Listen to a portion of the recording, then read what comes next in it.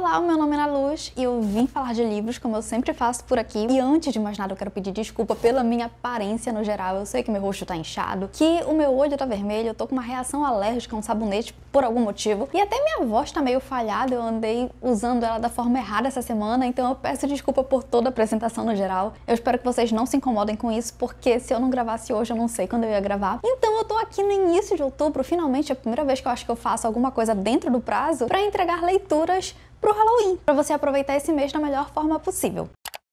E eu decidi então separar essas recomendações em 4 categorias pra você ver em qual você se encaixa melhor, porque tem gente que gosta às vezes de uma coisa mais classuda, ou então uma coisa mais assustadora, ou uma coisa mais fofinha. Então tem indicação pra todo mundo, só esperar, só aguardar a vez que vai chegar. Só fica de olho, eu vou deixar separado aqui em capítulos pra você pular pra parte que mais lhe interessa, se for o caso. Então a primeira categoria que eu vou trazer aqui são livros sobrenaturais um pouquinho tensos, o famoso terror mesmo propriamente dito. E o primeiro que eu vou falar é o Iluminado do Stephen King, porque aqui a gente tem uma ambientação de hotel mal assombrado, eu acho isso maravilhoso. Eu sei que muita gente vai recomendar It, que é um bom livro, é um excelente livro, mas eu sei que 900, na verdade 1100 páginas, pode assustar aquele leitor, né, que quer ler ali com parcimônia, com cuidado. Então esse livro aqui ele tem cerca de 500 e poucas páginas, é por aí, e mostra então a dinâmica de uma família que se muda para um hotel. Esse hotel funciona meio que 6 meses do ano só, e os outros 6 meses fica fechado para manutenção, não tem muito o que fazer, porque ele realmente só tem uma temporada, porque fica inverno muito rigoroso naquela região que o hotel fica. E para não ficar abandonado, uma família é contratada, na verdade, um homem é contratado para ser o zelador, né, serviços gerais daquele hotel, enquanto não há necessidade realmente de manutenções grandes, porque ainda não está próxima a temporada de grande movimento. Só que a questão é que esse hotel ele é mal assombrado, ele começa a rondar essa família, que é composta por 3 pessoas, e coisas vão acontecendo, porque as forças sobrenaturais que agem sobre esse hotel, elas são muito fortes, ampliadas principalmente por conta de um menininho que tem poderes especiais. Eu acho maravilhoso esse livro, eu gosto muito do livro, do filme, são histórias completamente diferentes, o que é uma coisa boa, porque você pode aproveitar os dois de formas diferentes. Toda vez que eu tenho que falar de terror, eu tenho que indicar,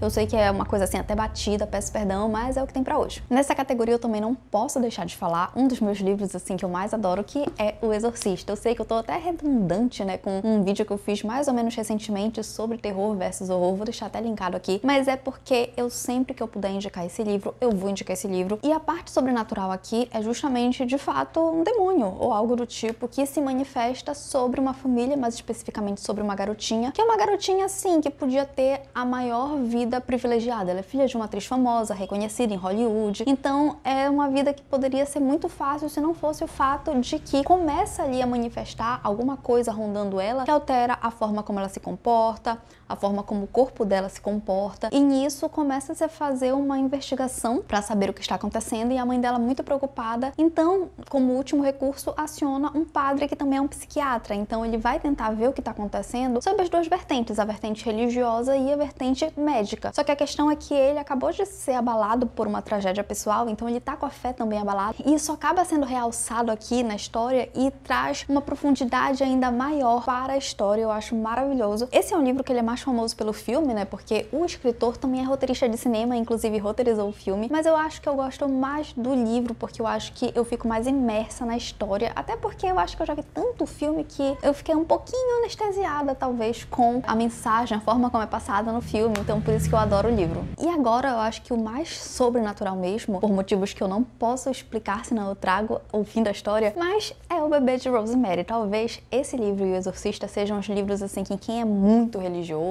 quem acredita em determinadas coisas que estão na Bíblia ou que não estão, eu não sei, porque eu nunca li a Bíblia inteira, né, não posso falar. Mas eu acho que esses 2 títulos acabam que afastando muita gente. Eu entendo isso, eu não julgo, até porque, né, cada leitura é individual, cada experiência é única, mas eu amo esse livro, não apenas pela questão sobrenatural, mas por conta da questão psicológica por trás, porque aqui a gente tem uma moça, que é a Rosemary, e ela tem aquela vida típica dos anos 60, ela até tem uma condição, assim, boa de ser uma moça que até chegou a ir pra faculdade, o que nos anos 60 era meio que raro, só que, beleza, você vai pra faculdade, o que você faz depois disso? Você não atua no mercado, né, você vira uma dona de casa, porque é isso que se espera da maioria das mulheres, mulheres, é isso que acontece com ela. Então ela vira ali aquela moça que é uma dona de casa, casa relativamente cedo, com um homem que é meio que um artista ascendente no teatro, e eles se mudam aí pra esse apartamento novo. É um casal realmente que tá tentando construir sua vida, né? Começar ali. Só que esse apartamento novo fica num prédio que coisas estranhas já rondaram, já aconteceram ao longo de toda a história desse edifício. E, estranhamente, é um prédio que só tem idosos morando praticamente. E eles meio que fazem até amizade com esses idosos, apesar de identificarem alguns comportamentos estranhos. Só que o sonho da Rosemary é engravidar. E ela finalmente consegue, né? Afinal de contas, é o bebê de Rosemary, o nome da história. Só que coisas começam a acontecer e todo mundo começa de uma forma muito estranha a se meter nessa gravidez. O que ela pode comer, com quem ela deve se consultar, com as pessoas com quem ela deve falar. E ela começa a identificar que tem coisas muito estranhas que talvez estejam rondando as pessoas ao redor dela e talvez até essa própria gravidez. Vocês só vão descobrir lendo o livro ou vendo o filme. E é claro que eu gostaria de chegar aqui e também dar um conselho de amiga pra vocês, que é o seguinte: se vocês nunca viram na vida de vocês o bebê de Rosemary,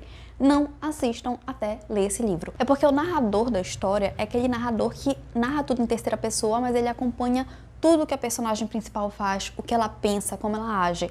E eu acho que isso é fundamental pra gente descobrir juntamente com a personagem tudo o que tá acontecendo, porque assim como nós, ela identifica que tem alguma coisa muito errada rondando ali tudo que ela tá convivendo. Só que o filme, ele já traz uma perspectiva muito explícita do que está acontecendo, então acaba que tira essa experiência da gente descobrir juntamente com a personagem no final da história qual é o rolê todo. E eu acho que muito se perde nisso, não é um demérito do filme, mas eu acho que o fato de eu gostar tanto desse filme, é um dos meus filmes favoritos, eu não vou negar, é porque a primeira vez que eu vi foi muito simbólica, principalmente porque eu vi sem saber uma versão censurada. Então eu tive uma perspectiva muito parecida com a que a Rosemary tem, porque eu só descobri o que estava acontecendo no final. Mas fica aí então pra vocês essa dica de ouro, de coração: leiam o livro antes de ver o filme. Eu acho que vai moldar muito a experiência de vocês e vai ser determinante, talvez, para o quanto vocês gostam desse livro. Agora, saindo desse terror com tensão sobrenatural, a gente vai para os livros clássicos para você curtir esse mês de outubro. E por clássico, não necessariamente eu vou trazer de horror, tá? Ou de terror. E o primeiro livro, então, que eu vou trazer é Drácula, que sim, é um terror. É um terror. Mexe com coisa sobrenatural? Mexe com coisa sobrenatural. Mas vai assustar você? Muito dificilmente, realmente, só se você for uma pessoa que se assusta muito fácil. Drácula, na verdade, se trata de uma aventura e, assim, é literalmente uma luta de bem contra o mal, no sentido de que temos esse advogado que, com um grupo de amigos e também a própria esposa dele, que tá inserida nesse grupo, tenta combater o mal que é personificado ali na figura do Drácula. E o que eu acho mais interessante é que o Drácula, ele quase não aparece, tá? Ele leva o nome porque, assim, ele é puramente a personificação do mal. Então, ele não precisa aparecer pra ser o mal a ser combatido. Eu acho isso incrível. Então aqui a gente tem a história desse conde, né, que mora na Transilvânia, ou inspirado no Vlad, Empalador e tal, lá na Romênia. Enfim, ele é um conde que ele quer porque quer comprar terrenos na Inglaterra. Então ele quer se mudar ali da Transilvânia pra Inglaterra e ele contrata um escritório de advocacia que manda ali o seu mais novo contratado, que era quase meio que um estagiário que foi, assim, subiu e foi contratado. Então ele vai e ele começa a identificar umas coisas estranhas ali. Toda vez que ele pergunta: ah, você sabe onde é que mora o conde e tal, porque eu tenho que ir lá com ele. E as pessoas se benzem, ficam morrendo de medo, começa a tremer, e ele nem assim, ele vê umas coisas estranhas que as pessoas têm medo, mas ele não identifica que a pessoa pode ser maligna. Ele é um besta, tá? Vou logo jogar pra vocês. Então, ele vai lá e dentro dessa mansão, desse castelo, desse conde, ele também passa por algumas situações muito estranhas, mas o fato é, Conde Drácula está se mudando para a Inglaterra e ele, de alguma forma, ele afeta a vida de todos os personagens que estão nesse círculo ali de amigos. Então eles decidem se unir para combater o mal, que é o Drácula. O filme do Coppola não é tão fiel assim, porque o final é completamente diferente, mas a vibe e todo, assim, 70% da história é muito parecida, então eu recomendo também. Outro clássico que você não pode ficar sem ler, seja no Halloween ou fora do Halloween, é Frankenstein. É o meu clássico favorito? Não, não é. Definitivamente não é, mas eu acho maravilhoso. Eu já fiz resenha, tá? Específica desse livro, vou deixar linkada. Que assim, além do fato de ser o primeiro livro de ficção científica que se tem conhecimento e ter sido escrito por uma mulher, ele é um livro que ele mostra questões até científicas de como a ciência estava avançando na época, os debates que estavam sendo levantados, dentre outras questões. E claro, é um livro puramente filosófico em alguns aspectos sobre o que é o bem, o que é o mal, o que faz você ser um monstro, né? Porque tem toda a questão aqui do monstro monstro de Frankenstein. Frankenstein, no caso, é o médico, tá? Não é... O médico não, né?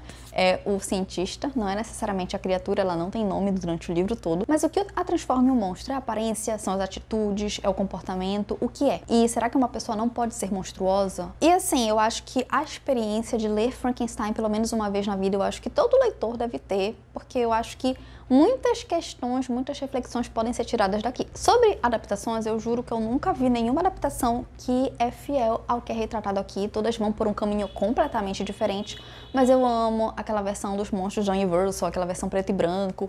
Eu amo, é a minha preferida, mas não tem nada a ver com o que tem aqui. E o último dessa lista de clássicos que eu vou trazer pra vocês é Hamlet. Hamlet não é um livro de terror, você não vai ficar assustado. É uma peça de teatro, é uma peça bem curta, na verdade. Essa edição engana porque, tipo, tem muita nota de rodapé, então metade só que é a história. E o rolê aqui de ser bom pra ler no Halloween é porque é uma história de fantasma. Eu já fiz um vídeo específico sobre Hamlet, também vou deixar linkado. Então aqui a gente tem a história de um fantasma que foi o rei da Dinamarca e ele foi assassinado. Então, por ter essa questão de assuntos inacabados, de ter uma vida ceifada, ele não ascendeu para o plano superior, né? Ele não foi para o céu. Então, por não ter essa honra de ter uma vida plena e feliz e ter morrido como deveria, ele fica aqui rondando por ter assuntos muito presos ao nosso plano terreno e ele aparece para o seu filho e pede vingança. Ele pede que o filho assassine o cara que matou ele, né, no caso, que seria o próprio irmão. É basicamente o Rei Leão, tá, gente? O Mufasa fala ali no céu, Simba, eu sou seu pai, não sei o que, volte pra Pedra do Reino. É isso, é basicamente isso, é literalmente o Rei Leão inspirado em Hamlet. E, enfim, aí ele tem todo um estratagema que envolve um monte de coisa, inclusive ele começa a fingir que é doido pra ganhar tempo, que não faz o menor sentido, mas enfim. Eu não vou falar muito porque é um livro, assim, muito curto e porque eu já fiz um vídeo bem extenso falando do contexto, do período, de como toda essa questão era vista na época. Vão lá se vocês se interessarem, mas vale a experiência até porque é um livro bastante curto. Agora, ok, você não quer questão tensa, você não quer clássico, você quer uma coisa fofinha, você é aquela pessoa que gosta de assistir Abracadabra da Disney, então essas indicações talvez sejam pra você. E a primeira leitura mais levinha, mais fofinha que eu vou trazer é Mooncakes, que é um quadrinho, na verdade, é muito bonitinha, a arte é super delicada e a carinha do outono. Aqui a história gira em torno de dois personagens. A primeira é uma menina que ela é uma bruxa, ela é uma jovem, né, adolescente, e ela vive na livraria barra café das suas tias, quer dizer, das suas avós. E assim, nessa realidade é normalizado que pessoas tenham poderes mágicos, sejam bruxas e tudo mais. O outro personagem, na verdade, é uma pessoa não binária que também se transforma em lobo, um lobo branco. E essas duas pessoas, elas são meio que amigas de infância que se afastaram por algum motivo, mas uma tinha uma quedinha ali pela outra. E meio que com esse reencontro, ambos os personagens vão se envolver de alguma forma. Só que essa pessoa que se transforma em um lobo branco, se eu não me engano, o nome é licântropo, mas não tenho certeza. Enfim, ela tá fugindo de alguma coisa e então ambos os personagens vão juntar poderes para combater o mal que tá rondando, que tá se aproximando ali de onde eles estão. O que eu gosto nesse quadrinho é que ele é muito levinho, sabe? É um quadrinho que você lê, você não se preocupa com nada, a história é super fofinha e eu nem preciso dizer o quão inclusivo é, né? A personagem principal, que é a bruxinha, é uma menina asiática que usa aparelho auditivo, enquanto outro personagem, que é uma pessoa não binária, é trabalhado de uma forma muito legal, é tudo super levinho, super naturalizado, eu acho isso incrível. Fora a arte, que é bonitinha, e a família, tá, da bruxinha, que a gente vai conhecendo, é muito bonitinha. Enfim, eu acho que é uma história muito fofinha, sabe? É pra você, quando você não quer pensar, quando você quer se distrair, eu acho que vocês vão adorar essa história aqui. O próximo título, infelizmente, não tem em português até onde eu sei, pode ser que já tenha sido traduzido, eu li há bastante tempo, e se chama Crumbs, que significa farelos, tá? Pozinho, farelo, também é o nome pra farofa em inglês, mas nesse sentido, realmente, aqui é remetente a farelos, porque a nossa personagem principal, que é essa moça, aqui novamente é uma cidade onde todo mundo, assim, é normalizado que as pessoas sejam bruxas, e essa personagem principal, ela é meio que a Rory Gilmore de Gilmore Girls. Se nunca viu Gilmore Girls, mas enfim, já deve saber pelo menos de nome. A Rory é uma personagem que ela é uma adolescente muito esforçada, muito estudiosa e que o sonho dela é entrar em Harvard e que lá ela se tornaria então, né, uma jornalista e enfim, ela tem toda uma questão profissional que ela sempre almejou. Aqui, essa menina, ela é uma bruxa e o sonho dela sempre foi entrar meio que num instituto super assim, mega famoso. O sonho dela sempre foi entrar ali. Ela não tem aquele sonho específico de virar alguma coisa que nem a Rory tinha de que ela viraria uma jornalista e Harvard seria o meio. Aqui não, o sonho dela é entrar no instituto e lá ela ia se encontrar. E ela frequenta muito um café, meio que é uma padaria, sei lá, é um lugar muito bonitinho, onde trabalha esse menino aqui, que é o sobrinho das donas. E eles acabam meio que se conectando de alguma forma, e é legal ver a evolução dos personagens, porque enquanto ela tem aquele sonho acadêmico muito, assim, que ela busca com muito afinco, ele já quer ser uma artista, e a gente vê como eles evoluem de formas diferentes, às vezes um alcança o seu sonho de forma mais rápida que outro. Então a gente vê muito essa evolução deles como pessoa, como casal, e era uma webcomic, então pode ser que tenha de graça na internet ainda, não sei, pode ser que não, mas pode ser que tenha. E a minha última recomendação talvez nem seja tão fofinha assim, porque ela é um pouquinho macabra, ela é infantil, com os tons meio bizarros, e eu tô falando de Coraline, do Neil Gaiman, ou Coraline, mas eu vou falar Coraline porque eu sou brasileira. Essa daqui é uma história que é muito famosa por conta do filme, né, que vivia passando na TV por assinatura, eu não sei em que streaming tá neste exato momento, mas é a história de uma menina que ela se muda com os pais para uma casa nova, e é uma casa que fica meio que, assim, tem um casarão, e é um casarão tão grande que os donos decidiram fragmentar em diversos apartamentos para que pessoas pudessem morar ali. Então ela se muda para um desses apartamentos com a família, só que assim, é uma família que tá chegando num lugar completamente novo, tá tentando se instituir ali, sabe, casar trabalho, com vida pessoal, com a mudança. Então ela, sendo filha única, fica extremamente entediada, porque os pais estão naquela correria, naquela mudança de, enfim, se virar, de tentar se estabelecer. E nisso ela começa a desbravar tudo que tem ali, sabe, a casa nova, tudo, brincar. Então ela descobre, sem querer querendo, uma porta mágica que abre para um portal que é meio Alice no País das Maravilhas. Só que esse outro lado do portal que ela atravessa é justamente a casa dela, idêntica, só que com pai e mãe muito mais legais do que na vida real. O problema é que nem tudo é o que parece ser, então fica meio que uma coisa meio lição de moral, meio macabra. É basicamente uma Alice no País das Maravilhas versão macabrinha. E a última categoria que eu tenho pra vocês é slasher. Se você gosta daqueles filmes dos anos 80, Sexta-feira 13, Hora do Pesadelo, Pânico nos anos 90, é pra você que gosta daquele formato de personagem que vai caçando mocinho por mocinho até só sobrar uma pessoa. A gente sabe que sempre é assim, ou uma ou duas pessoas sobrevivem no final. É pra você, você que gosta de coisa sanguinolenta, é pra você. E o primeiro livro que eu vou trazer aqui, infelizmente ainda não foi trazido pro Brasil, então é pra você que é um leitor, né, bilíngue. O livro é Horror Store, que se passa em uma loja onde coisas acontecem à noite. Então a história basicamente inteira é ambientada nessa loja de móveis, decoração, que é tipo uma Tok Stock, só que 1000 vezes mais organizada. Aqui é uma loja que ela é muito bem ambientada, aqui é a sala e tem todo o ambiente da sala, aqui é a cozinha, tem todo o ambiente da cozinha super decorado, super bonitinho. Só que o que acontece? Toda noite a equipe fecha a loja bonitinho e toda vez quando amanhece que eles vão abrir, tá tudo bagunçado, coisa quebrada, substâncias fedorentas por aí, e acredita-se que sejam vândalos, né? Então, em determinado dia, o gerente chama alguns funcionários pra passar a noite com ele ali na loja e identificar o que tá acontecendo, porque as câmeras de segurança não estão mostrando, elas entram em curto-circuito, se não me engano, pane, e não mostram o que de fato acontece. Então, esse grupo de personagens passa essa noite na loja e descobre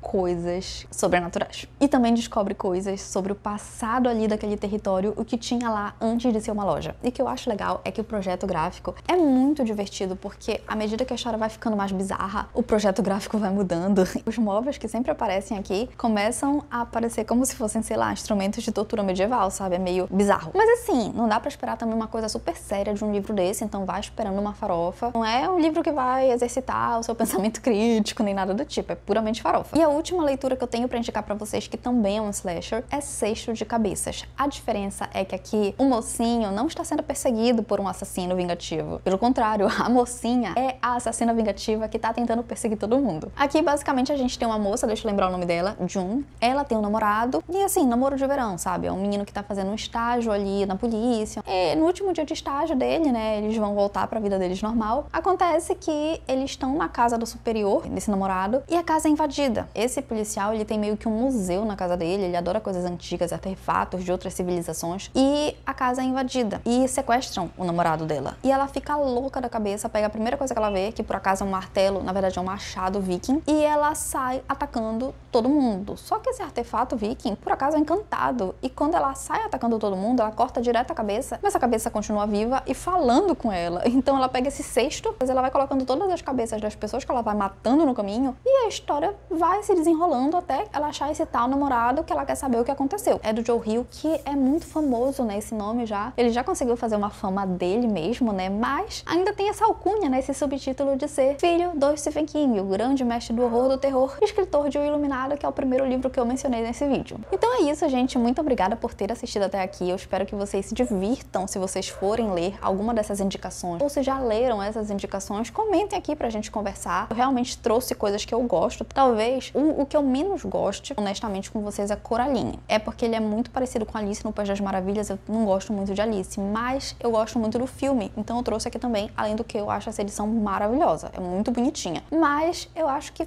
você vai se divertir com qualquer coisa que eu trouxe aqui, porque eu realmente trouxe de coração. Peço novamente desculpa pelo meu olho, né, pela minha aparência não tá das mais saudáveis, mas é isso, né, o que tem pra hoje. Nem sempre a gente tá 100% bem. Eu me despeço de vocês, eu agradeço a quem ficou até aqui, se gostou, um like, todas as coisas que eu tenho vergonha de dizer, que eu não falo no início do vídeo, o que seria muito importante para o engajamento. Mas enfim, comenta, dá like, dislike, qualquer coisa, bora conversar. E até a próxima, tchau, tchau. E feliz Halloween, tchau!